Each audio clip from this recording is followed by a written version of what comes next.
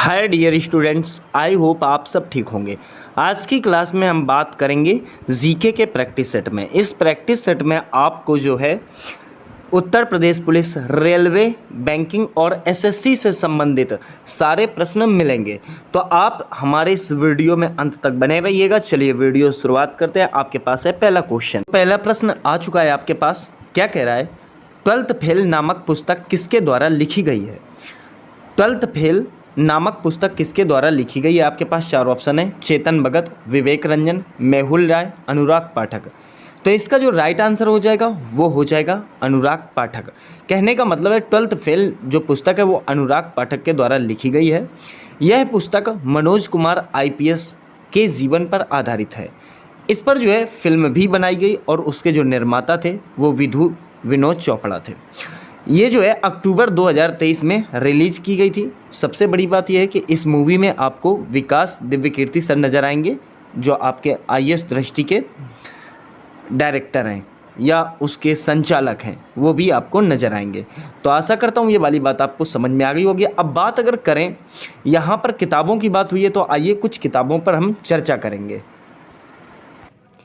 देखिए यहाँ पर नोट डाउन किया गया है इतिहास की महत्वपूर्ण पुस्तकें व लेखक। तो बहुत ही आसान तरीके से हम इनको समझेंगे। देखिए सबसे पहले अगर बात करें तो अर्नेस्ट सेबल लिखी है आपके पास पुस्तक जो है, ये जो है आपकी मुल्क राज आनंद द्वारा लिखी गई पुस्तक है। किसके द्वारा? मुल्क राज आनंद के द्वारा। वहीं a long walk to freedom Nelson Mandela के द्वारा लिखी गई है। क्या गलत हुआ और क्यों? ये किरण बेदी के द्वारा लिखी गई है। ट्रेन टू पाकिस्तान ये खुशवंत सिंह के द्वारा लिखी गई है। हिंद स्वराज ये महात्मा गांधी के द्वारा लिखी गई है। इसमें नई और पुरानी सारी पुस्तकें यहाँ पर हमने ले ली हैं। देखिए war and peace Leo Tolstoy के द्वारा लिखी गई है। मार्क्स, गांधी और समाजवाद ये राम मनोहर लोहिया ने लिखी। The luminous spark APJ Abdul Kalam के द्वारा लिखी गई। सत्य के साथ मेरे प्राण महात्मा गांधी के द्वारा लिखी गई। सत्यार्थ प्रकाश जो है आपके, ये दयानंद सरस्वती के द्वारा। द डिस्कवरी ऑफ इंडिया, एक बात ध्यान रखना है, देखिए द डिस्कवरी ऑफ इंडिया और एक है रीडिस्कवरी ऑफ इंडिया। तो देखिए द डिस्कवरी ऑफ इंडिया जो है जवाहरलाल नेहरू की है और रीडिस्कवरी ऑफ इंडिया जो है मेघनाथ देसाई की है। एपीजे अब्दुल कलाम और अरुण जेटली ने you are born to blossom ये पुस्तक लिखी है। ठीक है, तो ये बात आपको ध्यान रखनी है। You are born to blossom ये किसकी पुस्तक है? तो आपके एपीजे अब्दुल कलाम और अरुण तिवारी की है। ठीक है, वहीं आगे बात करें तो मालगुडी डेज ये जो है आर.के. नारायण की पुस्तक है। गोरा रविंद्रनाथ टैगोर की पुस्तक है। इंडिका मेगास्थनीज की पुस्तक है। इंडिया विंस फ्रीडम, क्या India wins freedom Maulana Abul Kalam Azad की है। माई प्रेसिडेंशियल ईयर्स जो है ये आर वेंकट रमन की है। क्या? My presidential years R Venkat Raman की है। गीतांजलि की बात करें तो रविंद्रनाथ टैगोर की है। भरत भारती की बात करें तो मैथिली शरण गुप्त की है। सूर्यकांत त्रिपाठी निराला की बात करें तो अनामिका। वहीं अगर बात करें विक्रम सेठ की तो a suitable watch India divided doctor Rajendra Prasad. तो यहाँ पर आपने बहुत सारी रचनाएं देख ली। तो आशा करता हूँ ये वाली बात समझ में आ गई होगी। चलिए अगले क्वेश्चन की तरफ चलें, वहाँ भी आपको ऐसे ही हर क्वेश्चन में डिटेल देखने को मिलेगी। क्वेश्चन कह रहा है कि भाई ऐसा निम्नलिखित में कौन सा युग्म जो है वो सही है? देखिए 49वां जो है समांतर 49वीं जो रेखा है आपकी वो संयुक्त राज्य अमेरिका और कनाडा के बीच है। तो ये बात ठीक है, यही वाली जो है पहली सही हो जाएगी, हमें अन्य पढ़ने की आवश्यकता नहीं है। 49वीं समांतर रेखा जो है ये आपकी संयुक्त राज्य अमेरिका तथा कनाडा के बीच है। अब अगर बात करें यहाँ पर रेखाओं की तो इसके फैक्ट समझिएगा। यहाँ पर देखिए अगर बात करें 49वीं तो हमने वहाँ पर देख ली है। तो मैकमोहन रेखा भारत और चीन के मध्य है। ठीक है, किसके मध्य? भारत और चीन के मध्य है। रेड क्लिफ रेखा जो है भारत और पाकिस्तान के मध्य है। ठीक है, डूरंड रेखा पाकिस्तान और अफगानिस्तान के जो है मध्य है। हिंडनबर्ग रेखा जर्मन और पोलैंड के मध्य है। 88वीं समांतर रेखा उत्तर कोरिया और दक्षिण कोरिया के मध्य है। मैगीनॉट रेखा जो है जर्मनी और फ्रांस के मध्य है। 49वीं समांतर रेखा जो है अमेरिका और कनाडा के मध्य में। इसमें यूपी के पुलिस के एग्जाम में यहाँ से एक क्वेश्चन जरूर उठाया जाएगा। ठीक है, चलिए कुछ और है उन्हें भी देख लेते हैं।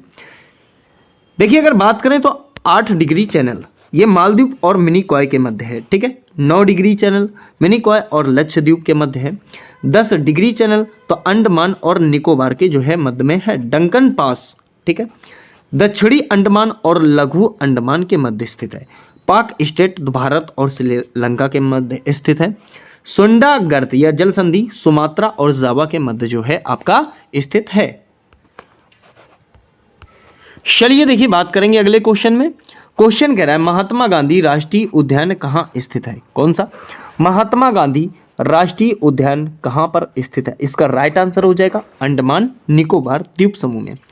तो जो महात्मा गांधी राष्ट्रीय उद्यान है वो अंडमान निकोबार द्वीप समूह में स्थित है। अब इसके कुछ फैक्ट हैं उन्हें भी हम यहाँ पर बढ़िया तरीके से समझते हैं। देखिए यहाँ पर महात्मा गांधी राष्ट्रीय उद्यान की अगर बात करें तो अंडमान निकोबार में है, ये मैंने आपको पहले ही बता दिया है। अब एक बात ध्यान दीजिए, राजाजी राष्ट्रीय उद्यान की बात करें तो ये उत्तराखंड में है।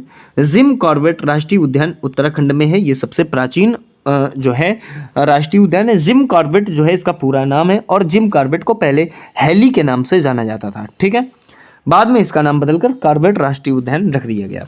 मानस राष्ट्रीय उद्यान यह आपका असम में है। काजीरंगा राष्ट्रीय उद्यान आपका असम में है।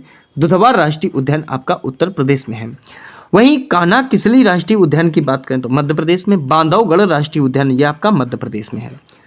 संजय राष्ट्रीय उद्यान आपका मध्य प्रदेश में पड़ता है। माधव राष्ट्रीय उद्यान आपका मध्य प्रदेश में पड़ता है। सरिस्का राष्ट्रीय उद्यान की बात करें तो यह आपका जो है राजस्थान में पड़ता है। चलिए अगला क्वेश्चन देखते हैं। अगला क्वेश्चन, विश्व व्यापार संगठन का मुख्यालय कहाँ स्थित है? किसका? तो विश्व व्यापार संगठन का जो है मुख्यालय कहाँ स्थित है? इसका राइट आंसर हो जाएगा आपके जेनेवा में। जेनेवा जो है आपके स्विट्जरलैंड में पड़ता है। अब अगर बात करें इसके इंपॉर्टेंट फैक्ट की तो यहाँ पर गौर कीजिएगा। देखिए संयुक्त राष्ट्र संघ का जो मुख्यालय है वो न्यूयॉर्क अमेरिका में स्थित है। विश्व बैंक का मुख्यालय वॉशिंगटन डीसी अमेरिका में स्थित है। अंतर्राष्ट्रीय मुद्रा कोष का मुख्यालय जो है आपका वॉशिंगटन डीसी जो है आपका अमेरिका में स्थित है। अंतर्राष्ट्रीय परमाणु ऊर्जा एजेंसी का मुख्यालय जो है आपका वियना ऑस्ट्रिया में स्थित है। ओपेक का मुख्यालय जो है आपका वियना ऑस्ट्रिया में स्थित है। यूनेस्को का मुख्यालय जो है आपका पेरिस फ्रांस में स्थित है। एशियाई विकास बैंक का जो मुख्यालय है ये आपका मनीला फिलीपींस में स्थित है। विश्व व्यापार संगठन का मुख्यालय जो है आपका जेनेवा में स्थित है जो आपके स्विट्जरलैंड के अंतर्गत आता है। चलिए अगला क्वेश्चन आ चुका है आपके पास। सुरक्षा परिषद में स्थायी सदस्यों की संख्या कितनी है? सुरक्षा परिषद में स्थायी सदस्यों की संख्या कितनी है? तो आपको एक बात ध्यान रखनी है, इसका जो राइट आंसर हो जाएगा वो हो जाएगा 5। कहने का मतलब है सुरक्षा परिषद में जो है 5 स्थायी सदस्य होते हैं। इसके इंपॉर्टेंट फैक्ट समझिए। देखिए कॉल सदस्यों की संख्या अगर बात करें, ठीक है, तो वो 15 होती है, 15 होती है। अस्थायी सदस्यों की संख्या की बात करें तो 10 होती है। स्थायी सदस्यों की संख्या के बारे में बात करें तो 5 होती है। जो स्थायी सदस्य हैं 5 वो समझ लो अमेरिका, फ्रांस, इंग्लैंड, चीन, रूस। हालांकि अगर इसमें चर्चा करूं तो रूस और यूक्रेन के बीच जो युद्ध हुआ था, युद्ध हुआ क्या कह सकते हो आप, रूस ने तो इसे खत्म ही कर दिया है। तो रूस और यूक्रेन के मध्य जो युद्ध हुआ था उस युद्ध की अगर बात करें तो उस युद्ध में जो है यूएनओ ने इसे हटाने की मांग भी की थी, कोशिश भी की थी, लेकिन अभी तक वो हटा नहीं पाए। ये भी आपको ध्यान रखना है। चलिए अगला क्वेश्चन आ चुका है आपके पास। निम्नलिखित में से किस देश में कालाहारी मरुस्थल है? किस देश में कालाहारी मरुस्थल है? इसका राइट आंसर हो जाएगा आपका बोत्सवाना। कहने का मतलब जो कालाहारी मरुस्थल है ये आपका बोत्सवाना में स्थित है। इसके इंपॉर्टेंट फैक्ट देखिएगा। तो कालाहारी मरुस्थल जो है आपका बोत्सवाना हो गया। गोबी का मरुस्थल जो है आपका मंगोलिया और चीन। देखिए जहां पर मैंने मरुस्थल की वीडियो बनाई वहां पर बहुत ही शॉर्ट में बताया, ठीक है।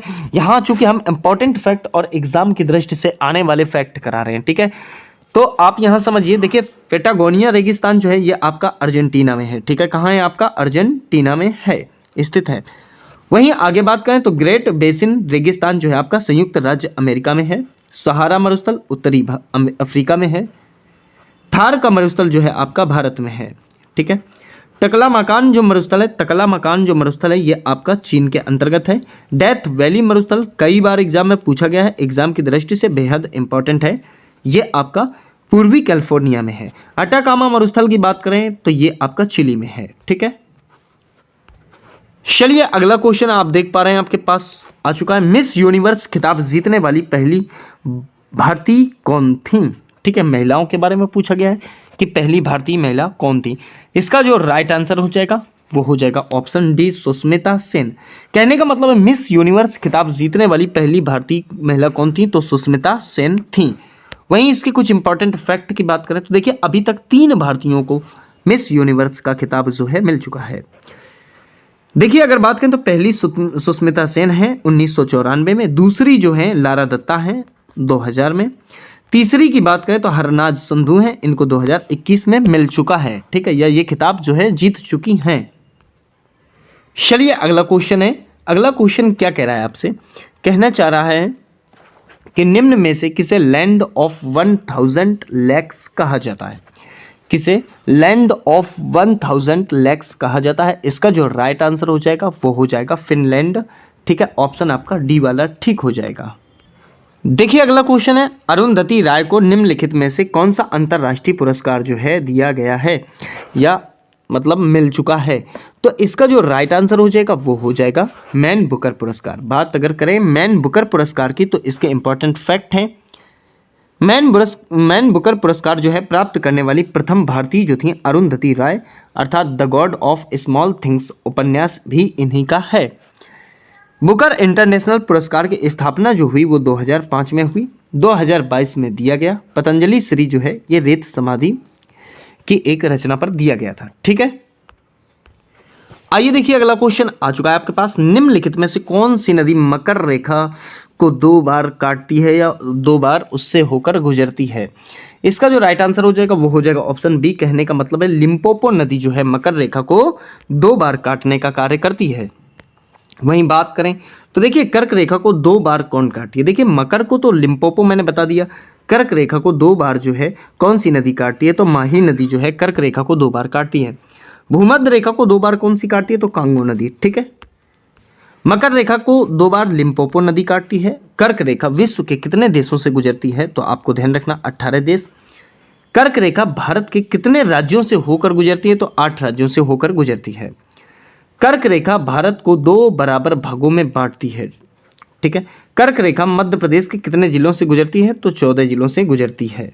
चलिए अगला फैक्ट देखते हैं।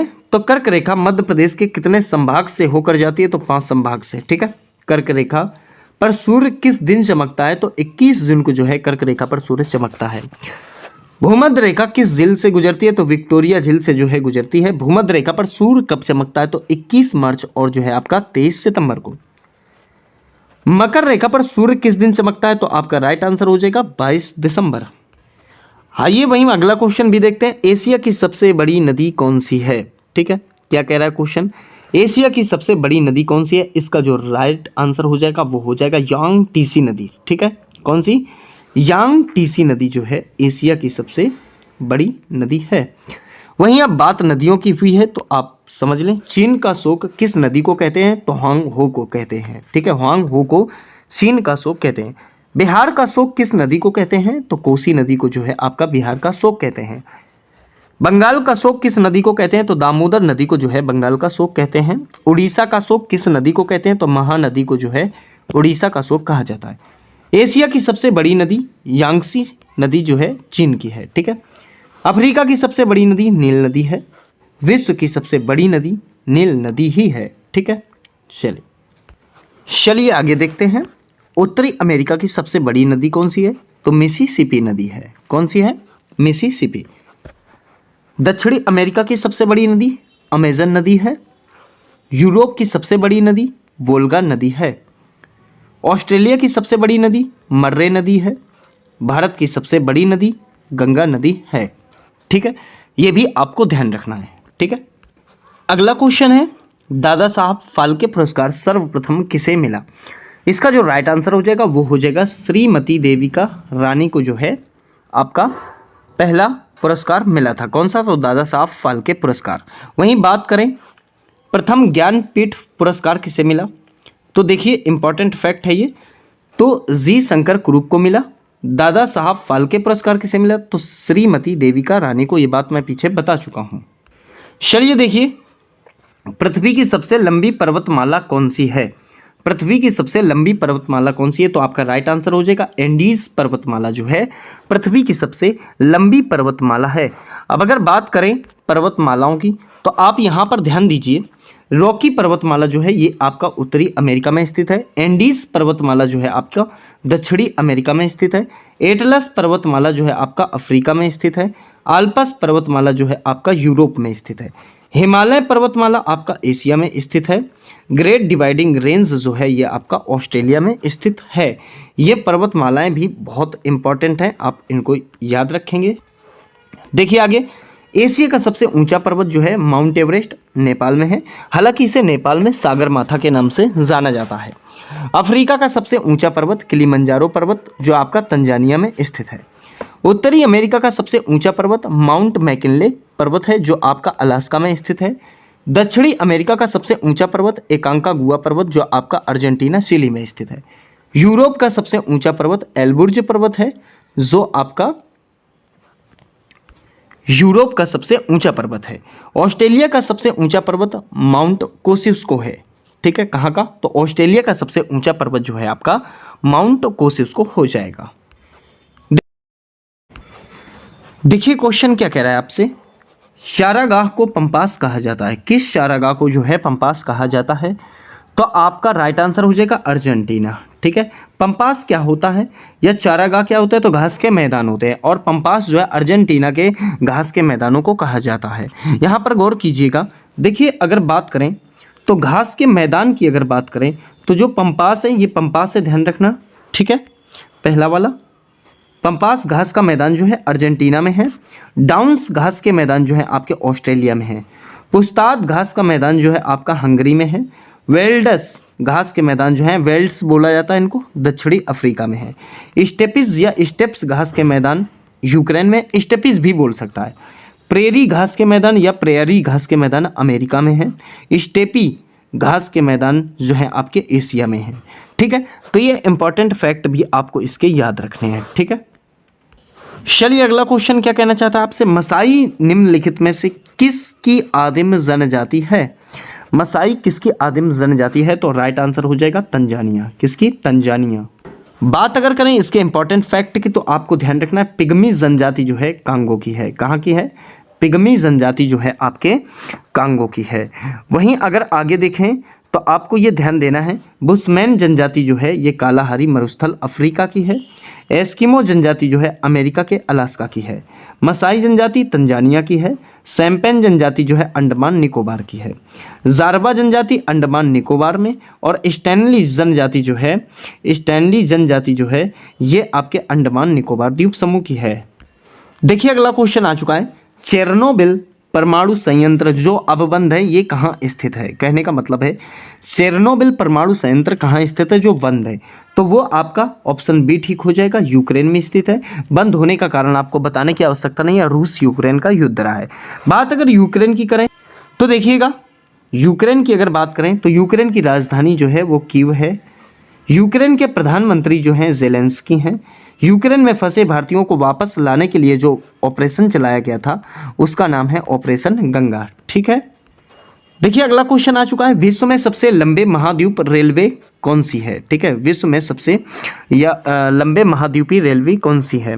तो आपका राइट आंसर हो जाएगा ट्रांस साइबेरियन रेल मार्ग है जो मॉस्को से व्लादिवोस्टोक तक जाता है। कहाँ से कहाँ तक? तो मॉस्को से व्लादिवोस्टोक तक जाता है, ये बात आपको ध्यान रखनी है। वहीं बात करें तो विश्व की प्रथम ट्रेन कब चली? तो 27 सितंबर 1825 को आर्कटन से डॉर्लिंगटन इंग्लैंड में चली थी। ठीक है, किसकी? तो विश्व की। ठीक है, भारत की प्रथम ट्रेन कब चली? तो 16 अप्रैल से 1853। ठीक है, 1853 है ये, तो 16 अप्रैल 1853। देखिए मुंबई से ठाणे, कहाँ? तो मुंबई से ठाणे चली थी। वहीं बात करें तो किसके समय में? तो लॉर्ड डलहौजी के समय जो है ये चलाई गई थी। दूरी जो रहेगी वो 35 किलोमीटर रहेगी। ठीक है, 34 कुछ चली थी, 35 आप मान लेना। भारत की प्रथम विद्युत ट्रेन कब चली? तो 3 फरवरी 1925 को जो है ये चली थी भारत की प्रथम विद्युत ट्रेन। तो मुंबई से कुर्ला चली। कहाँ से कहाँ तक? तो मुंबई से कुर्ला लॉर्ड रीडिंग के समय पर जो है ये चलाई गई थी। विद्युत इंजन का नाम क्या था? तो डेक्कन क्वीन नाम था। ये बात भी आपको इसमें ध्यान रखनी है। देखिए वहीं अगर बात करें कि विश्व का सबसे लंबा रेल मार्ग, मैंने आपको बताया ट्रांस साइबेरियन रेल मार्ग, यूरोप से एशिया। ठीक है, देखिए भारत का सबसे लंबा रेल मार्ग डिब्रूगढ़ से कन्याकुमारी ट्रेन चलती है। भारत में कितने रेलवे जोन हैं? तो 18 रेलवे जोन हैं। भारतीय रेलवे का राष्ट्रीयकरण कब हुआ? तो 1950 में जो है भारतीय रेलवे का राष्ट्रीयकरण हुआ था। चलिए अगला क्वेश्चन देखिए, किसे एक्सरे खोज के लिए 1901 में भौतिकी में पहला नोबेल जो है पुरस्कार मिला था? किसे एक्सरे खोज के लिए 1901 में भौतिकी में नोबेल पुरस्कार मिला था? इसका जो राइट आंसर हो जाएगा वो हो जाएगा विल्हेम रोंटजेन। ठीक है, ऑप्शन आपका ए ठीक हो जाएगा। वहीं बात करें अगर तो एक्सरे की खोज किसने की? तो विलियम रोंटजेन ने की थी। ये बात आपको याद रखनी है। वहीं अगर बात करें तो इलेक्ट्रॉन की खोज जे थॉमसन ने की थी। ठीक है, और रेबीज के टीके की खोज लुईस पास्चर ने की थी। देखिए इलेक्ट्रॉन की खोज किसने की थी? J Thomson.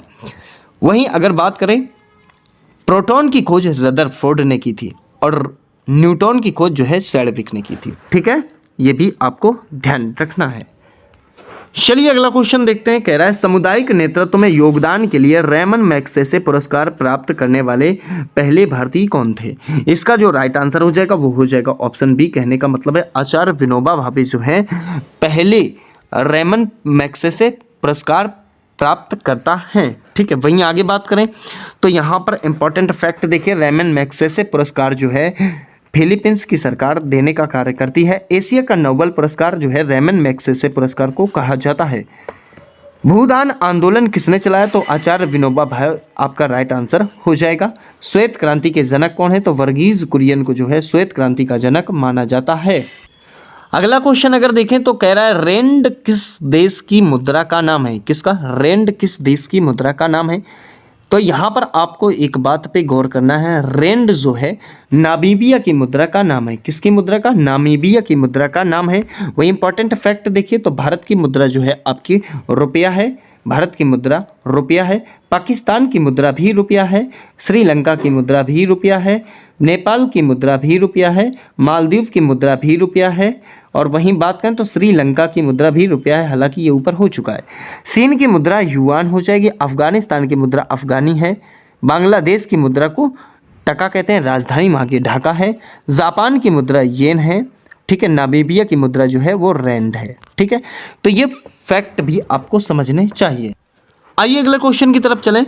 एंटिमोलॉजी में किसका अध्ययन किया जाता है? एंटिमोलॉजी में किसका अध्ययन किया जाता है? आपका राइट आंसर हो जाएगा कीटों का अध्ययन करते हैं। एंटिमोलॉजी में जो है कीटों का अध्ययन करते हैं। इसके फैक्ट भी समझिएगा। देखिए पक्षियों का अध्ययन जो होता है वो ऑर्निथोलॉजी के अंतर्गत होता है। किसके अंतर्गत होता है? ऑर्निथोलॉजी के अंतर्गत होता है। शैवालों, यहाँ पर शैवालों है। क्या है यहाँ पर? शैवालों है, ऐसे लिखना।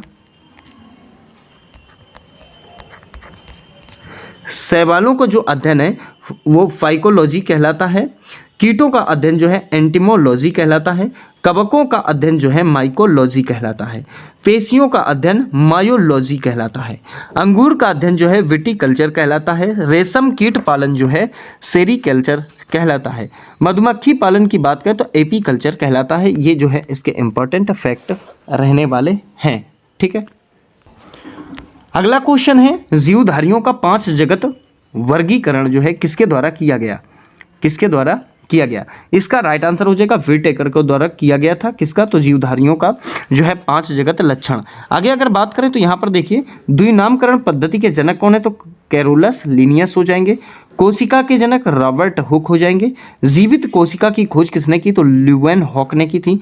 कोशिका सिद्धांत किसने दिया? तो स्लाइडन और स्वान ने जो है कोशिका का सिद्धांत दिया था। माइटोकॉन्ड्रिया की खोज रॉबर्ट ब्राउन ने की थी। वनस्पति विज्ञान के पिता कौन है? तो थियोफ्रेस्टस हैं। जंतु विज्ञान के पिता कौन है? तो अरस्तु हैं। ये भी आपको ध्यान रखना है, ये बायोलॉजी की तरफ से इंपॉर्टेंट फैक्ट हैं। वहीं अगर बात करें कि कोशिका भित्ति केवल पाई जाती है तो पादपों में ही पाई जाती है। कोशिका भित्ति किसकी बनी होती है तो सेल्यूलोज की बनी होती है। कोशिका झिल्ली पाई जाती है तो पादप एवं जंतु में जो है पाई जाती है। कोशिका झिल्ली बनी होती है तो वसा एवं प्रोटीन से बनी होती है।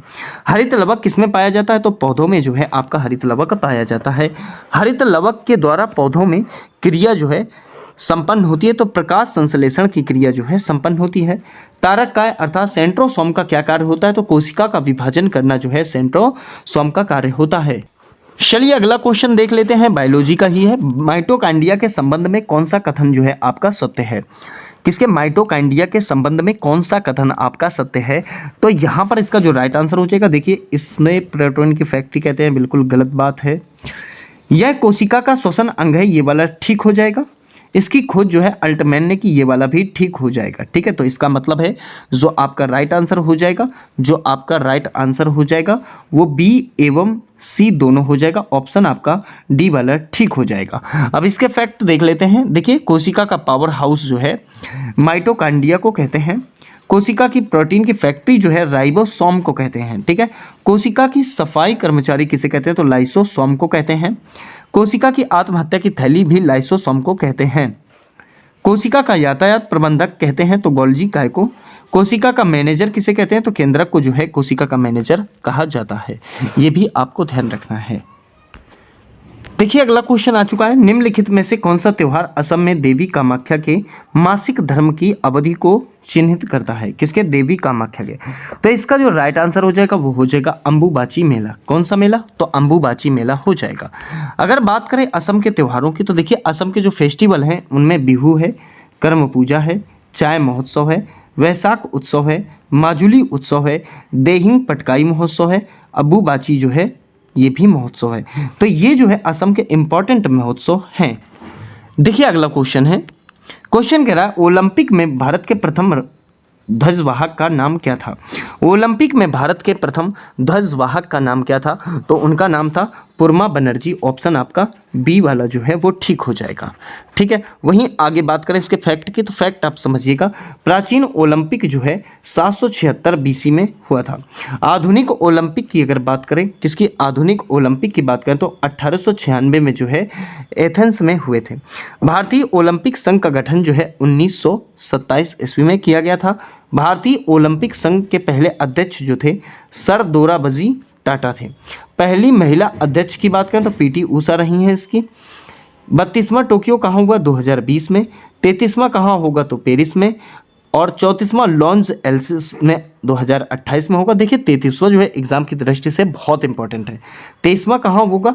तो ये आपको पेरिस में देखने को मिलेगा। ठीक है, 34वां जो होगा लॉस एंजल्स में 2028 में होगा। 35वां जो होगा ब्रिस्बेन में 2032 में होगा। ठीक है, आइए अगला क्वेश्चन की तरफ चलते हैं। ईडन गार्डन स्टेडियम किस शहर में जो है आपका स्थित है? तो इसका जो राइट आंसर हो जाएगा वो हो जाएगा आपका कोलकाता। क्या हो जाएगा? कोलकाता। ऑप्शन आपका बी ठीक हो जाएगा। वहीं आगे बात करें तो देखिए ईडन गार्डन स्टेडियम जो है आपका कोलकाता में स्थित है। कहाँ स्थित है? कोलकाता में। वानखेड़े स्टेडियम जो है आपका मुंबई में है। अरुण जेटली स्टेडियम जो है आपका दिल्ली में है। नरेंद्र मोदी स्टेडियम जो है आपका अहमदाबाद में है। राजीव गांधी स्टेडियम आपका हैदराबाद में है। ग्रीन पार्क स्टेडियम आपका कानपुर में है। बारामती स्टेडियम जो है आपका कटक में है। ये सब बहुत ही इंपॉर्टेंट स्टेडियम हैं जो एग्जाम में पूछे जा सकते हैं। अगला क्वेश्चन देखिए कह रहा है दयानंद सरस्वती ने किस संगठन की स्थापना की जिसने हिंदू धर्म में सुधार का प्रयास किया? तो इसका जो राइट आंसर हो जाएगा वो हो जाएगा आर्य समाज। आर्य समाज की जो है स्थापना उन्होंने की थी। ऑप्शन आपका डी ठीक हो जाएगा। चलिए बात अगर करें तो देखिए मूल शंकर, ठीक है, स्वामी दयानंद सरस्वती। देखिए इनका ही नाम था मूल शंकर। मूल नाम जो था शंकर था। स्वामी दयानंद सरस्वती भी था। गुरु इनके कौन थे? तो विरजानंद थे। आर्य समाज की स्थापना की थी इन्होंने। नारा था वेदों की ओर लौटो। ठीक है, वहीं अगर बात करें पुस्तक की तो सत्यार्थ प्रकाश, वेदांग प्रकाश और वेद भाष्यम, ये इनकी जो थी महत्वपूर्ण पुस्तक भी थी। आगे कुछ फैक्ट हैं वो भी समझिए। देखिए आत्मीय सभा के जो संस्थापक थे, एक संस्था थी, वो राजा राम मोहन राय थे। वेदांत कॉलेज की स्थापना भी जो है इन्होंने ही करवाई थी। वहीं बात करें तो ब्रह्म समाज के संस्थापक भी थे। धर्म समाज के संस्थापक की बात करें तो राधाकांत देव थे। प्रार्थना सभा आत्माराम पांडुरंग थे। सत्य शोधक समाज ज्योतिबा फूले थे। आर्य समाज दयानंद सरस्वती थे। देखिए, आत्मीय सभा की स्थापना 1815 में हुई। वेदांत कॉलेज की 1825 में हुई। ब्रह्म समाज की स्थापना जो है 1828 में हुई। धर्म समाज की स्थापना जो है 1830 में हुई। प्रार्थना सभा की स्थापना जो है 1867 में हुई। सत्य शोधक समाज की स्थापना 1873 में हुई। आर्य समाज की स्थापना 1875 में हुई। मोस्ट इंपॉर्टेंट है, ठीक है। अगला क्वेश्चन क्या कहना चाहता है उस पर गौर कीजिए। कह रहा है निम्नलिखित में से किस गुप्त शासक को उसकी सैन्य उपलब्धियों के कारण भारत का जो है नेपोलियन कहा जाता था, ठीक है। तो इसका राइट आंसर हो जाएगा समुद्रगुप्त को जो है भारत का नेपोलियन कहा जाता था। बात अगर गुप्त शासक की करें तो यहाँ पर गौर करेंगे। देखिए, गुप्त वंश के जो महत्वपूर्ण शासक हैं, श्रीगुप्त इसके संस्थापक थे, किसके? गुप्त वंश के। उसके बाद घटोत्कच आए। चंद्रगुप्त प्रथम अर्थात वास्तविक संस्थापक जिनको माना जाता है गुप्त वंश का, समुद्रगुप्त, चंद्रगुप्त विक्रमादित्य, कुमारगुप्त प्रथम और जो है आपके स्कंद गुप्त। चलिए अगला क्वेश्चन देखते हैं। निम्नलिखित में से कौन सा शब्द हमारे संविधान की प्रस्तावना में नहीं लिखा गया है, ठीक है।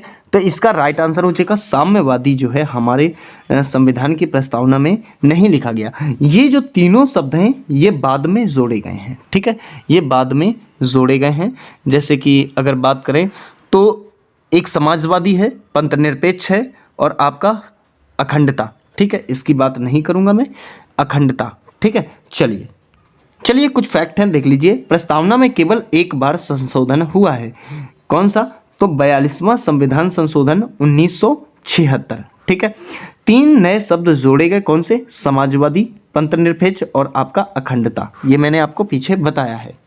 देखिए अगला क्वेश्चन क्या कहना चाहता है आपसे। कह रहा है निम्नलिखित संघ शासित क्षेत्रों में सबसे छोटा केंद्र शासित प्रदेश कौन सा है क्षेत्रफल की दृष्टि से, ठीक है। किसकी दृष्टि से? तो क्षेत्रफल की दृष्टि से आपको ध्यान देना है। तो इसका राइट आंसर हो जाएगा, वो हो जाएगा लक्षद्वीप, ठीक है। आइए देखिए कुछ फैक्ट समझते हैं, ठीक है। क्या कहना चाह रहा है? क्षेत्रफल में सबसे छोटे केंद्र शासित प्रदेश लक्षद्वीप मात्र 32 वर्ग किलोमीटर का है। चंडीगढ़ 144 वर्ग किलोमीटर का है। अंडमान निकोबार 8249 वर्ग किलोमीटर का है। दिल्ली जो है 1483 वर्ग किलोमीटर। क्षेत्रफल में सबसे बड़े राज्य की बात करें तो पहले नंबर पर राजस्थान, फिर मध्य प्रदेश, फिर महाराष्ट्र, फिर गुजरात, फिर आपका उत्तर प्रदेश, ठीक है। क्षेत्रफल में सबसे छोटे राज्य, सबसे छोटा कौन सा है? तो गोवा है। इसमें सबसे बड़ा कौन सा है? तो राजस्थान है। ये आपको ध्यान रखना। उत्तर प्रदेश कौन से स्थान पर आता है? तो 5वें नंबर पर आता है, ठीक है। आइए अगर बात करें यहीं आगे तो आपको ध्यान देना है, गोवा जो है सबसे छोटा है, फिर सिक्किम आता है, फिर त्रिपुरा, फिर नागालैंड और उसके बाद जो है आपका मिजोरम आता है। आइए अगला क्वेश्चन देखते हैं। कह रहा है हीराकुंड बांध किस नदी पर बनाया गया है, ठीक है। कौन सा बांध? तो हीराकुंड बांध जो है आपका किस नदी पर बनाया गया है? इसका राइट आंसर हो जाएगा महानदी। हीराकुंड बांध जो है आपका महानदी पर बनाया गया है। इसके कुछ फैक्ट हैं वो समझिए। देखिए जो फैक्ट है, भारत का सबसे लंबा बांध कौन सा है? तो हीराकुंड बांध। कहाँ है? तो उड़ीसा महानदी पर बना हुआ है। भारत का सबसे ऊंचा बांध टिहरी बांध है जो भागीरथी नदी पर बना हुआ है। भारत का सबसे ऊंचा गुरुत्वीय बांध जो है भाखड़ा नागल बांध है जो पंजाब के सतलज पर बना हुआ है, ठीक है। आइए अगला क्वेश्चन देखते हैं। क्वेश्चन क्या कहना चाह रहा है? भारत में पहली संपूर्ण जनगणना कब हुई थी, ठीक है। भारत में पहली संपूर्ण जनगणना जो है कब हुई थी या कब की गई थी? तो इसका राइट आंसर हो जाएगा 1881। कितना? 1881। देखिए इसके फैक्ट की बात करें तो आपको ध्यान रखना है, जनगणना जो है प्रत्येक 10 वर्ष में होती है। कितने वर्ष में होती है जनगणना? तो आपको ध्यान रखना है, जनगणना जो है प्रत्येक 10 वर्ष में होती है। जनसंख्या दिवस जो है 11 जुलाई को मनाया जाता है।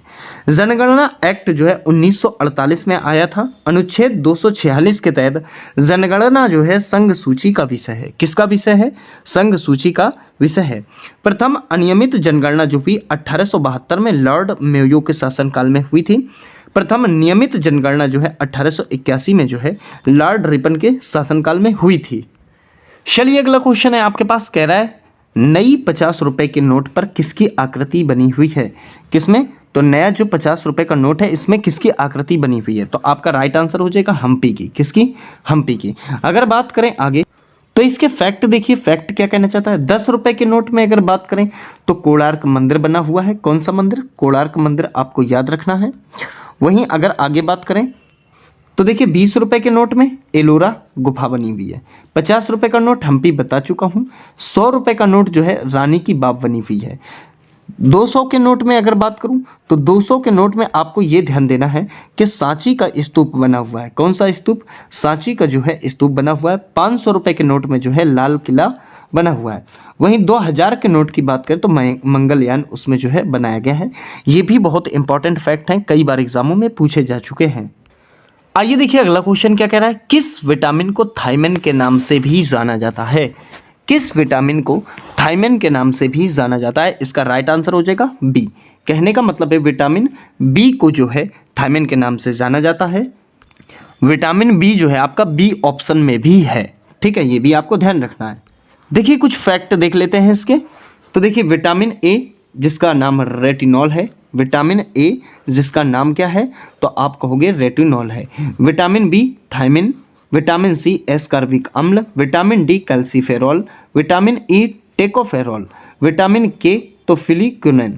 वहीं बात करें तो जल में घुलनशील विटामिन कौन से हैं? तो बी और सी जो हैं ये जल में घुलनशील विटामिन होते हैं।